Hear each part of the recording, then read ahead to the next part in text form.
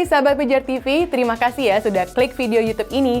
Kiranya kebenaran firman yang saudara dapatkan menerangi kehidupan saudara. Untuk dapat menyaksikan video-video lainnya dan mendapatkan update dengan cepat, saudara bisa klik subscribe dan jangan lupa, berkat Tuhan jangan disimpan sendiri ya. Klik tombol share di bawah dan bagikan video ini ke sebanyak-banyaknya orang yang saudara kenal. Salam terang bagi Indonesia.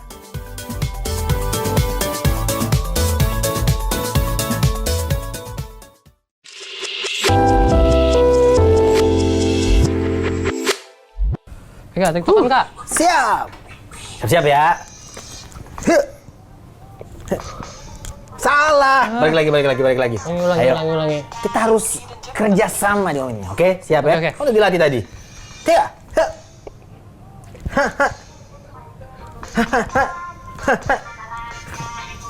Let's go.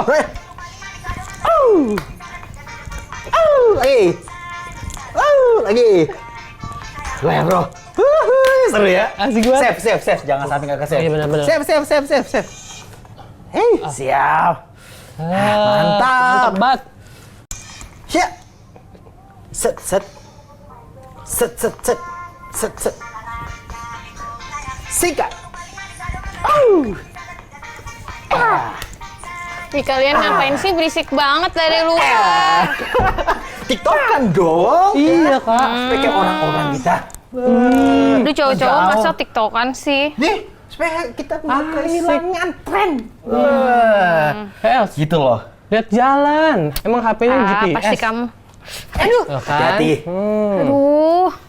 Duduk, Kau Kak. kenapa lihat handphone? Lihat siapa Iya. sih mau ngapain? Aku lagi pilih foto-foto yang bagus mau diupload, Kak. Oh, jadi duduk semuanya. Kamu Aduh, udah duduk ya? Kak. Sekarang kamu Aduh. berdiri dia Iya. duduk. Jangan dong, tidak duduk bareng-bareng ya. Ntar dulu, Kak, nanti ada yang salah nih diuploadnya. Udah Kariko pengen ngobrol. Kamu mah. Ya inilah yang terjadi. Ngos-ngosan juga ya saya. Bener, Ya, ternyata ya. Saya tahu usia saya tidak muda. Tapi tetap hati kita harus melayani anak muda. Makanya harus tahu trennya saat ini kan. Makanya tadi kita gini nih. Asik banget tuh. Cet, gitu loh. Terima firman Tuhan dengan lembut dan iblis harus kita hancurkan. Gitu Ya nggak sih? maksudnya. Cocokologi ya. Bisa aja ya cocokologi. Nah gini, memang tidak ada yang salah dengan yang namanya teknologi. Yang salah adalah kurang bijaknya kita menggunakannya. Nah tadi kan kayak Elsa tuh, ya batuk Pak Haji. Iya, Bapak. Kayak tadi Elsa kan, Elsa itu dia sampai keganggu tuh. Maksudnya apa yang dia lakukan itu bisa merugikan buat dirinya. Kenapa? Jalan lihat handphone, jalanlah lihat jalan. Iya. Tuh nggak jatuh ya? Tuh, kebayang nggak sih kalau misalnya dia di jalan kayak gitu? Bisa ketabrak. Bener. Kasihan mobilnya. Aduh. Jangan dong. Maksudnya itu berbahaya karena segala sesuatu yang tidak digunakan dengan bijak akan salah juga. Jadi termasuk juga nih, handphone kita harus gunakan dengan bijak. Nah, kakak juga punya ada beberapa anak-anak ya, ada beberapa anak-anak di gereja kakak. Itu mereka sampai curhat, dibilang gini, mereka tuh bisa menghabiskan waktu itu paling banyak di ponsel. Wah, Di gadget. Ya bahkan kakak kesaksian nih saat ini ya, kakak juga pernah ngecek, kakak itu menggunakan Instagram satu hari itu 8 jam. Wow. Enggak sih, kayak kerja nggak sih, ngapain coba? Itu malah scrolling mantan itu. Jadi 8 jam aku cek Instagram dan sejak itu aku bertobat juga karena kurang bijak. Apalagi dalam Tuhan kan ini bukan lagi tentang dosa atau enggak, tapi berguna atau enggak. wah bener. Iya, jadi kita harus dengan bijak. Nah, kita kan masih muda juga, apalagi kita juga tahu teman-teman kita dan orang di luar sana banyak anak-anak muda yang perlu kita jangkau juga. Ya. Jadi kita harus sadari bahwa kita harus sadar dan kenali anak muda sekarang ramenya di mana? Ya. Iya nggak sih? Iya. Di teknologi, Betul, di sosial betul. media. Di TikTok aja banyak. Tuh, di TikTok ada banyak. Jadi kita sebagai orang yang mengasihi mereka, kita juga perlu hadir di sosial media supaya kita nggak kehilangan update juga. Karena banyak orang ya, katanya sih mereka itu kayak, Kak, kan aku mau jaga kekudusan. Lah, kalau nggak main sosial media bukan kudus, katro. Jadi, betul. jadi kampungan, Iya, karena benar. semua yang ada semua di sana. Jadi Iya. kita nggak bisa salahkan sosial medianya, kita nggak bisa salahkan teknologi. Cuman akan bermasalah kalau kita kurang bijak menggunakannya. Gitu loh. Nah, di dalam penjangkauan juga, tadi kan kakak bilang sempat tentang apa penjangkauan anak muda. Dalam menjangkau ada 2 prinsip yang harus kita lakukan sebenarnya. Yaitu pertama, tentang prinsip esensi. Bahwa dalam menjangkau, kita harus kedepankan yang esensi. Apa itu? Injil. Esensi. Wah, bener. Yesus. Ya, gospel. Itu harus utama. Gospel. Tapi dalam menjangkau anak muda, kita harus fokus sama adaptasi juga. Karena kalau fokus sama esensi, tanpa adaptasi, kita kehilangan generasi. Wah, Tapi kalau cuma fokus yang adaptasi nih, yang tadi ya teknologi, kita fokus ke media online tanpa esensi, ya jadinya kehilangan maksud utama dari Injil itu sendiri. Ya, jadi kita kehilangan yang utama. Jadi dua-duanya harus ada. Dalam menjangkau generasi harus ada esensi dan juga harus perlu yang namanya adaptasi. Adaptasi. Kalau sekarang teknologi, ya kita juga harus berada di sana. Cuman pergunakanlah waktu dengan bijak. Gitu. Apalagi kan kita tahu dunia maya itu kan bukan dunia nyata.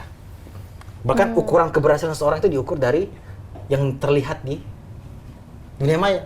Bahkan orang ada berlibur bukan karena pengen liburan, supaya kelihatan lagi liburan. Padahal belum betul. ini lagi liburan, ya nggak sih? Iya, benar. Yang pasti cuman foto doang, posting. Tapi dia sebenarnya nggak menikmati waktu liburnya dia. Aku pernah ketemu lah di beberapa tempat, di tempat liburan, mereka nikmatin banget yang namanya, bukan nikmatin. Mereka fokus sama foto-foto, tapi habis itu mereka sibuk dengan gadget mereka masing-masing. ya. Atau contoh lain, misalnya ada perkumpulan bestie-bestie. 5 orang, 6 orang. Katanya sih bestie, tapi pas foto bestie banget. Juga pas, Mas tolong fotoin dong. Bestie banget tuh. Kayak lagi bercengkrama, lagi dekat banget. Tapi habis Iya, itu iya. fokus gadget masing-masing. Jadi itu yang mereka posting di sosial media dan orang pikir itulah realita. Padahal dunia nyata, dunia maya bukan dunia nyata. Atau kita sebagai orang percaya, orang Kristen, wah lagi worship, ya sibuk pakai gadget sambil ini lagi.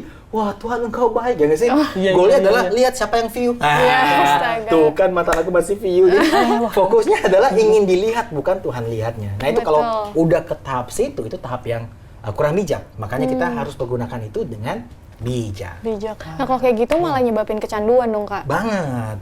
Dan sebenarnya candu sosial media itu parah loh. Jadi bukan hanya narkotika, candu sosial media pun parah. Karena saat yang membuat orang candu, itu saat yang sama yang ada ketika orang like dan follow kita. Oh. Nah, aku pernah, satu postingan aku ribuan orang yang follow dan banyak banget yang like. Aku candu dan akhirnya setelah video itu yang viral, aku langsung buat postingan, bukan lagi karena aku rindu ingin membagikan kebenaran firman Tuhan.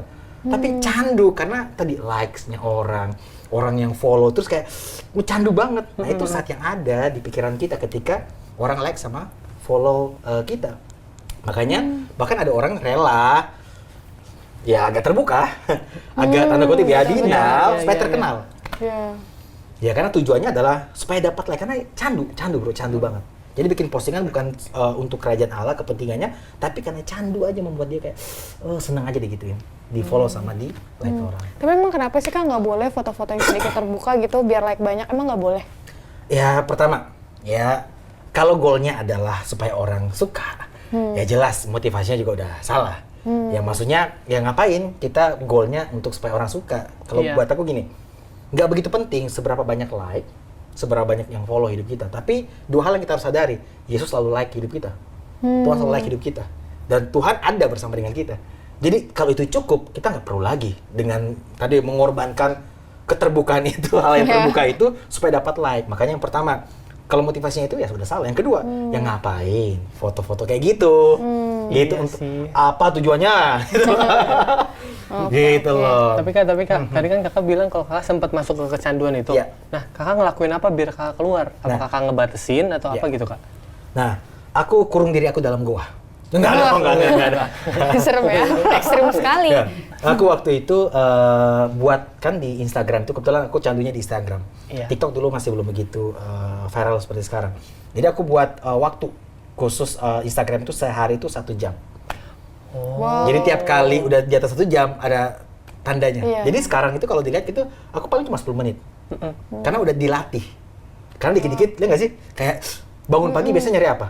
HP. Bukan nyari firman, nyari HP Iya. kan? Ya kayak bukan nyari Tuhan tapi nyari handphone. Ada yang notif nggak sih? Ada Iya. notif nggak sih? Ada yang ngechat, ada DM nggak sih? Secara nggak sadar kita sudah udah langsung lakukan kayak gitu. Bangun pagi cek handphone. Mana ya?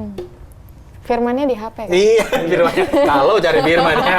Iya. Nah itu berbahaya juga. Firman terus ada notif juga nih. Terganggu juga Iya, kan?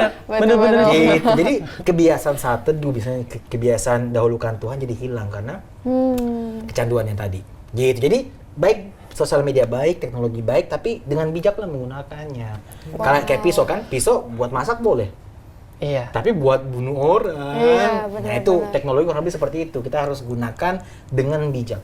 Kalau enggak ya berbahaya. Ya secara nggak sadar, yang tadi kecanduannya itu udah susah. Susah nikmatin waktu bareng-bareng orang tersayang. Iya. Dengan orang tua sebagai sini begini. Dek, oh ya mah gimana mah? Ya nggak sih? Nggak bisa menikmati, nggak bisa mindful. Iya. Gitu loh. Nah, kalau untuk pelayanan juga, apakah bisa? Nah, itu juga bisa. Nah, makanya itu bisa digunakan dengan maksimal. Bayangin aja gini sih, 1 jam kita scroll nggak ada gunanya, misalnya ya, cuma kepoin mantan, mendingan cerita tentang Tuhan. Oh, Wow. ya nggak sih? Gimana tuh, Kak? Nah, kenapa? Gimana caranya? Nah, caranya itu kan kita harus punya pemahaman kayak, oh ya, aku kan 1 jam cuma scroll mantan. Ya ngapain aku buang-buang waktu percuma? Mending aku ceritakan tentang Tuhan. Ya misalnya bikin postingan kah, atau cuma sekedar sharing ayat di IG story kan bisa, atau live. Wow. Walaupun yang nonton cuma 1 juga, atau nggak yang nonton, nggak apa-apa. Iya. Seru nggak sih? Seru. Nah, sekarang udah TikTok, ya tadi kan kita main dan udah TikTok, dan sekarang udah anak-anak muda semua adanya di sana. Nah, kalau kontennya tidak ada hal yang baik, jangan salahkan, kita akan muncul generasi yang nggak baik. Oh, berarti kita yang mulai untuk memunculkan konten baik itu ya, Kak? Betul. Apalagi kan kita nggak bisa kendalikan yang di luar kita. Kalau Iya. anak muda, mereka misalnya suka searching hal yang nggak baik, ya mereka akan muncul terus tuh Iya. di timeline mereka, Explore. di explore mereka itu akan muncul. Nah, kalau mereka tiba-tiba satu area mereka struggle, terus mereka melihat video kita dan mereka diberkati, mereka akan kecanduan di area itu dan akhirnya mereka menemukan kebenaran di situ. Bahkan banyak terjadi ini kalau kakak di Instagram kakak ya, itu banyak yang bahkan bukan orang percaya, bukan orang Kristen diberkati. Yang follow itu udah bukan lagi orang Kristen doang, ada yang bukan Kristen, itu udah follow. Karena mereka diberkati sama konten di dalamnya. Gitu. Bahkan ada yang mengalami pemulihan, ada hati yang dipulihkan. Kenapa? Teknologi. Keren. Itu baiknya. Buruknya juga ada kan, makanya gue bilang kan orang bisa kecanduan di hal yang nggak baik. Mereka jadi mengganggu, kayak tadi kamu kan jalan kesandung. Iya, terus udah nggak bisa mindful, nggak bisa menikmati kebersamaan sama orang tercinta. Bahkan kalau kakak sama anak-anak kakak, anak rohani ya, bukan anak aku ya. Kalau nongkrong atau duduk, kita punya satu kesepakatan untuk taruh handphone, kita nikmatin ini bareng-bareng dulu. Gitu. Nah, sama pacar misalnya, aku juga kasih tahu, aku mau ngobrol dulu ya, aku mau konseling. Oh, sedap, boleh nanti aja aku kabarin. Wah, itu enak kita ngobrol, karena kita mau belajar untuk menghargai atau memberikan atensi untuk orang yang ada di depan kita atau di sekitar kita. Iya, Kak. Nah, Kak, aku keinget nih, Kak. Kalau misalkan nih, Kak, pekerjaan aku, mungkin kuliah aku juga, bahkan gereja aku, semua tuh fokusnya ke HP gitu, Kak. Kayak live dan lain-lain gitu. Nah, otomatis hidup aku pasti kesini terus nih, Kak. Betul. Tanpa aku pengennya kesini gitu. Nah, aku harus gimana ya, Kak ya? Biar tidak jadi kecanduan sebenarnya. Ya, batasan tadi sebenarnya. Ketika Batasan kamu tadi. melakukannya karena pekerjaan dan untuk Tuhan, itu aman. Oh. Gitu, karena pekerjaan ya udah. Tapi ketika udah batas kecanduan, puji Tuhan kalau kecanduannya ke Tuhan. Ya. Ya nggak sih? Bukan ke aktivitas itunya yang Scrolling. ya scrolling yang nggak jelas tuh. Mungkin kalaupun kamu kerja live itu kan nggak berapa lama sih, dari 24 jam kita potong 8 jam tidur misalnya. Ya kita posting nggak nyampe 1 menit. Kalau posting, kalau kontennya udah ada. Terus kalau live ya kita cuma taruh doang. Iya. Bukan satu aktivitas yang ada intensitas di dalamnya. Tapi kayak cuma ya udah aku live kayak gini. Bikin konten udah kayak gini. Udah aman, menurut aku aman. Masih aman, masih dalam tahap aman.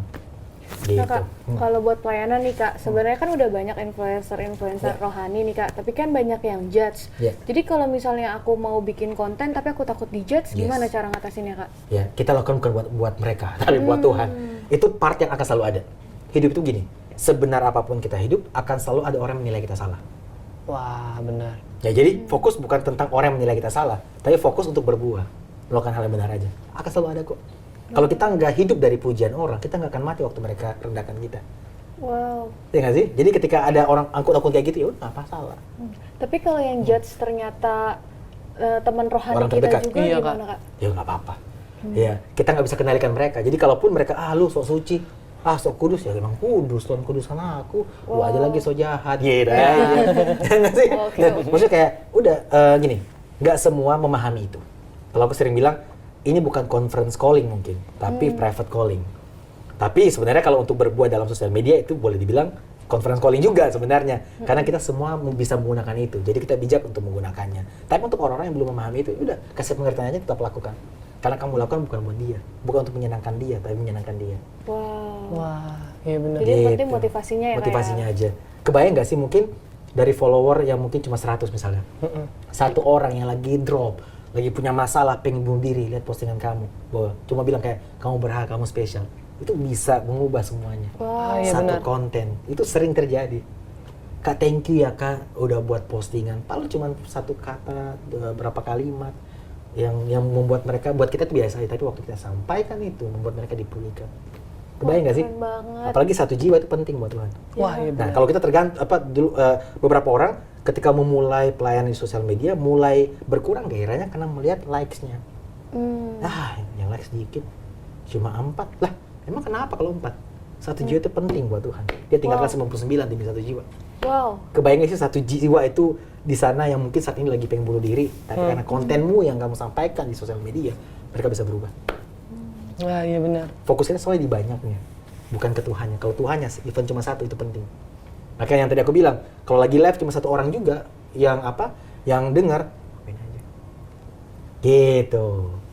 Anak-anak, Kak, kan misalkan kakak tahu kan ada generasi yang lahir langsung dapat gadget tuh. Betul.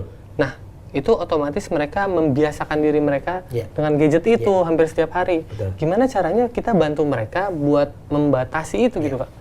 Didampingi, pendampingan itu penting. Didampingi. Karena kan sekarang udah masuk generasi alpha. Iya. Ya dulu generasi baby boomer, X, Y, Z, kita ya di Z lah ya.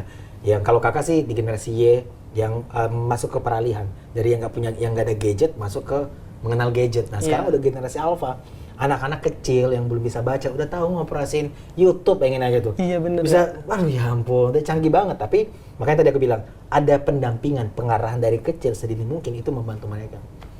Mereka ya nggak bisa dipungkiri, mereka bisa search yang apa aja kan, yang aneh-aneh mereka bisa akses itu. Nah kalau nggak ada pendampingan dari awal, itu yang berbahaya.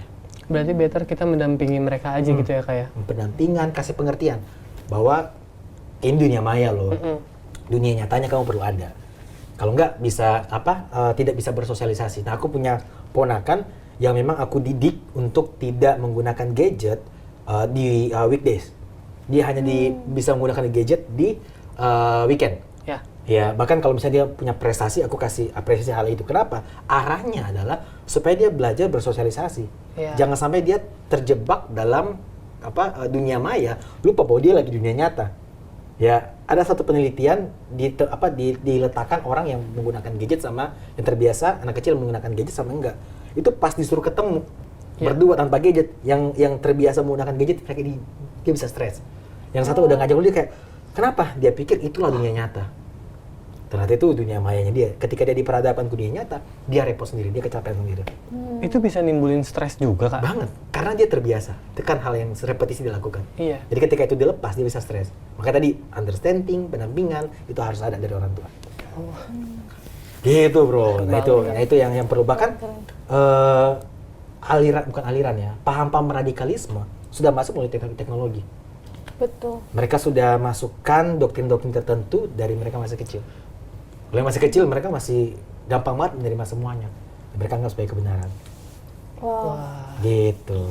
Nah Kak, kalau misalnya kita mau bagiin konten-konten rohani nih, kebenaran kayak kakak punya tipsnya nggak sih Kak? Gimana awalnya? Apakah kita harus rencanakan selama sebulan mau share apa aja?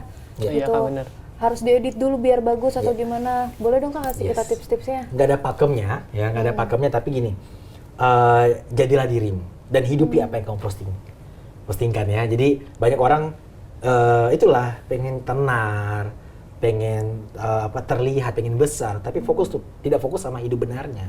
Ya. Buat kakak yang jauh lebih penting adalah hidup benarnya. Wow. Gitu, jadi posting aja. Kan sekarang kan aplikasi banyak ya untuk ngedit. Iya. Sesimpel yang kayak Tuhan sayang sama kamu, mungkin gambarnya hitam putih atau apa. Sesimpel, tapi kita percaya bahwa satu konten itu bisa mengubahkan. Ada satu orang yang di luar sana yang mungkin lagi drop, tapi ketika baca postingan kamu atau kalau Niko kan suka nyanyi ya, mendengar suaranya Niko, aku juga penggemar suaranya Niko ini kebetulan. Ya bisa diberkati, bisa mengalami itu melalui postingan itu. Wow. Jadi nggak ada pakemnya. Jadi mulai dari apa yang kamu punya. Iya. Apa yang ada padamu? Kan tuh selalu bilang gitu, apa yang ada padamu? Kak, aku belum ada iPhone 13, aku belum ada iPhone 14. Nggak, apa yang ada padamu? Kak, Katro, apa yang ada padamu? Bisa. Kalau kita setia dari apa yang kita punya, Tuhan pasti akan percayakan yang lebih besar lagi. Wah. Kak, Gitu. kalau misalkan akhirnya Tuhan percayakan itu yang lebih besar ke kita gitu, Iya. Kak. Likes banyak, komen banyak gitu. Gimana caranya kita buat menghindari itu semua, Kak? Maksudnya kayak biar kita tujuannya tuh nggak ke situ gitu. Kembali lagi kepada itu, hati kita untuk terus arahkan kepada Tuhan. Yang tadi, ini kembali lagi kepada proses hati. Dan bicara tentang proses hati, nggak ada yang kebal proses. Semua hamba Tuhan, semua apapun yang orang terkenal, semua mengalami proses yang sama. Ya tentang proses hati itu, pemurnian hati. Jadi bagian kita adalah terus mengerjakan pertobatan itu, terus memahami bahwa oke, semua ini fana. Yeah. Aku melakukan ini bukan tujuan aku supaya dikenal, supaya terkenal, supaya tenar, supaya besar, enggak. Tujuan aku adalah hidup benar itu sendiri. Jadi ketika kita fokus hidup benar, ya kita terus jadikan Tuhan itu segalanya, bukan postingan. Jadi sekarang pun kalau aku lihat ya, kayak trennya kayak, anak-anak lagi banyak yang gitu lagi nih. Kayak aku yang dulu, aku cuma dalam hati kayak, gue pernah lagi dulu kayak gitu. Jadi nggak menghakimi, karena fase. Iya benar. Semua orang pada titik yang berbeda-beda mungkin, atau timeline yang berbeda. Jadi ketika aku lihat kayak, iya ya, dulu aku pernah kayak gitu lagi. Terus ya udah, apa fase. Nanti understand itu datang dari sebuah perjalanan kok. Jadi pengertian itu datang dari sebuah perjalanan. Nah gimana kita ngerti kalau kita nggak mau jalan? Bener. Gimana kita mau ngerti kalau kita nggak mau jalan? Iya, jadi gini, kalau fasenya gini ya, kalau aku coba tulis ya. Kebalik, Kak. Kembali. Salah. Salah. Ini kedewasaan ya, kedewasaan. Ini goal kita, jadi utuh ya, serupa seperti Kristus. Dan ini titik kita, titik awal kita. Nah, titik awal kita itu harus dimulai dengan yang namanya perjalanan. Nah, di fase perjalanan inilah menuju kepada kedewasaan ada yang namanya pengertian. Nah, gimana kita mau ngerti dan didewasakan kalau kita nggak melewati ini fase perjalanan? Wah. Iya benar. Jadi yang gue bilang gimana mau dewasa kalau nggak mau jalan, jalan aja dulu. Nah, ini apa yang terjadi nih, Kak, di perjalanan ini, Kak? Ya, akan ada yang namanya motivasi gue salah lagi. Oh ya, ternyata gue cuma cari panggung lagi. Ternyata gue supaya orang lihat lagi, supaya orang kenal lagi. Semua datang dari perjalanan ini. Tiba-tiba ngerti. Wajar ya, Kak? Wajar banget. Gitu. Jadi nggak semuanya langsung murni gitu loh. Ngerti gak sih? Iya, benar. Nggak semua langsung sempurna. Semua pasti punya perjalanan startnya pincang-pincang, salah-salah. Kita kan lagi berubah jalan.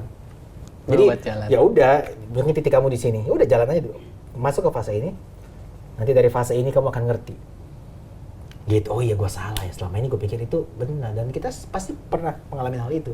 Dulu gue pikir itu lagi yang terbaik, ternyata Iya benar. enggak lagi kayak gitu. Yang lebih baik. Iya benar lagi lebih baik. Jadi ini sebuah perjalanan fase. Jadi buat teman-teman juga kalian yang mungkin lagi dalam fase perjalanan ini dan melihat teman-teman lain kok kayaknya enggak, kok gitu ya. Udah biarkan mereka dalam prosesnya mereka.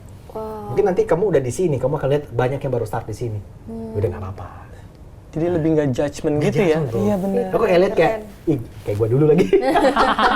Kayak gitu kayak, ya udah ya nggak sih? Ya udahlah, nggak usah jadi si yang paling benar. Ya si yang paling benar. Nggak usah hidupi kebenaran aja. Gitu, terus saja hidup dalam kebenaran. Nanti Tuhan akan arahkan motivasi yang salah, pengertian yang keliru nanti dalam perjalanannya selama kita bawa itu kepada Tuhan, hidup dengan Tuhan, hidup dalam kebenaran Tuhan, nanti kita akan ngerti. Pada akhirnya kita bisa didewasakan oleh Tuhan. Wah. Thank you banget, Kak. Siap, seru, siap ini ya. Hati-hati lagi ya, jangan kesandung lagi ya. Oh juga, terus buat konten. Iya, Kak, Ya, siap, nanti Kak. kita bikin konten lagi ya. Boleh, Kak. Mungkin ya. Tambahan firman dikit ya. Iya, tambah firman. Ya. Salib, kan? Tuhan sayang kamu, Tuhan sayang kamu. Iya, Tuhan sayang kamu. Jangan kabur. Iya. Tuhan begitu mencintai kamu. Ya, gitu. Boleh nanti kita buat ya. Atau kita buat sekarang nih kita bertiga. Jangan ya. Jangan. Oke, sahabat, seru banget obrolan kita hari ini.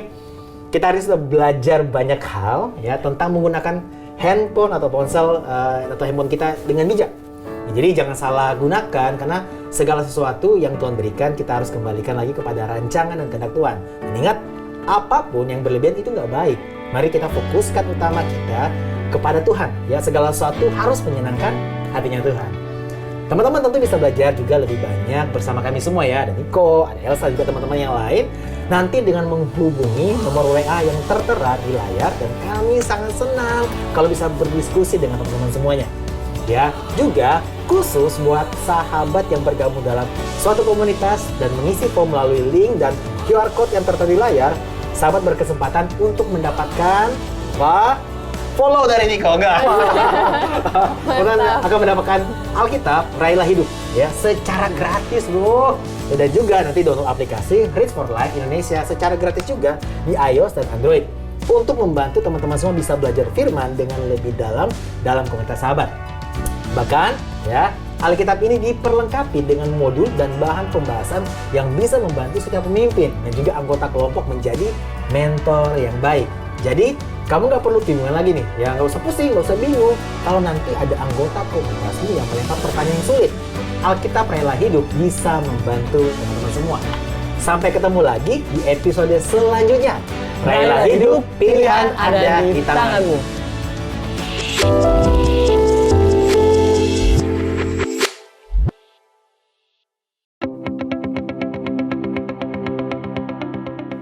Sahabat Pijar TV, Shalom, apa kabar? Terima kasih sudah menjadi sahabat dan menjadi pemirsa setia program-program Pijar TV.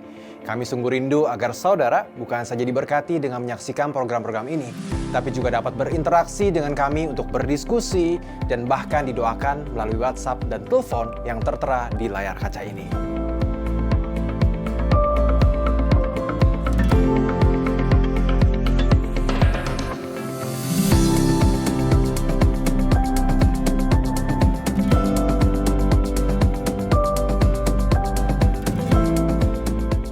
Hubungi kami sekarang melalui WhatsApp. Tim Respon Pijar TV siap untuk melayani saudara. God bless you.